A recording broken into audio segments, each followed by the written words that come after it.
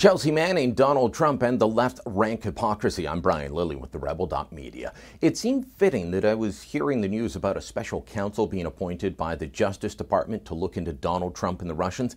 I was also hearing the news that Chelsea Manning was released early from prison for handing over 700,000 files to WikiLeaks back in 2010. One of those two people is a darling of the left, a hero, the other a villain that must be destroyed. So it's also funny given the obsession that the media and the left have had for the last week about Donald Trump sharing some information about ISIS, laptops, and airplanes with the Russians during a meeting.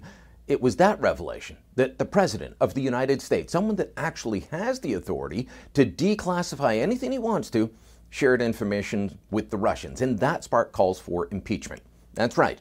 For talking to the Russians, sharing info on counterterrorism, Donald Trump should be removed from office. But Chelsea Manning, who was Private Bradley Manning when he released 700,000 diplomatic and military documents and cables, some revealing the identities of U.S. assets and informants overseas, well, she's held up as a hero. Manning left prison early after Barack Obama commuted a 35-year sentence down to 7 years, and the media celebrated Manning's freedom. Just hours after she walked free after spending 7 years behind bars, Manning was already posting to Twitter a photo of her first steps to freedom, another picture with the caption, quote, "So I'm already enjoying my first hot, greasy pizza." Tweets, pizza, columns on her bravery. For Trump, it's all about taking him down, be it in the New York Times, the Washington Post, CNN, or The Guardian. Appoint a special prosecutor, get to the bottom of this, the end of Trump is nigh.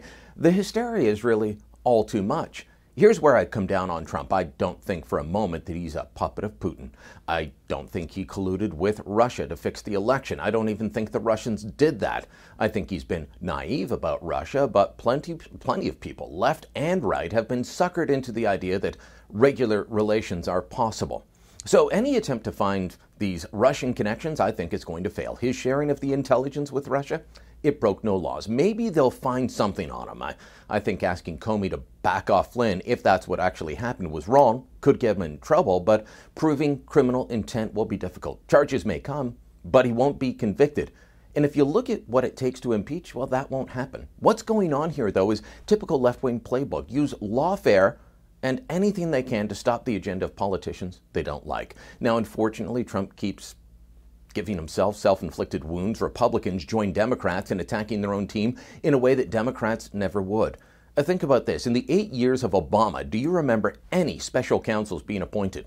Was there ever a special counsel appointed over Fast and Furious? That was the Obama Justice Department's attempts to deal with Mexican drug cartels by arming them. Yes, they armed the drug cartels. The plan? It didn't go the way they wanted. The guns they'd hoped to use to track and bust the cartels were instead used against Americans. And according to several reports, one of the guns was used by the jihadists in November 2015 in the terrorist attack in Paris in the Bataclan nightclub.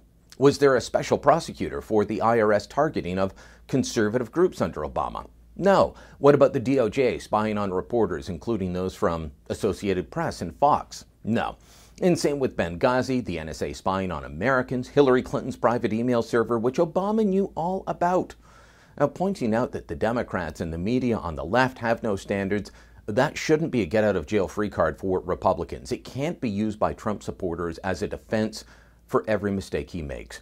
But when you stack up what the media and the Democrats were willing to put up with under Obama, it does help you realize that there's a lot of sizzle here and not much stake when it comes to the controversies around Trump. Their calls for overturning the election, impeaching the president, it all just reminds me of Shakespeare in Macbeth.